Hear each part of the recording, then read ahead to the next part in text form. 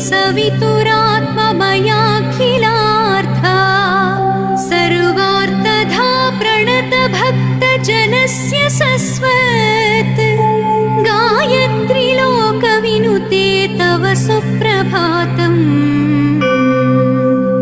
संकल्प्य लोकमखिलं मनसैव सोषे कारुण्यभावकलितावसि लोकमाता कोपान्विता तमखिलं कुरुषे प्रलीनं गायत्री लोकविनुते तव सुप्रभातम्।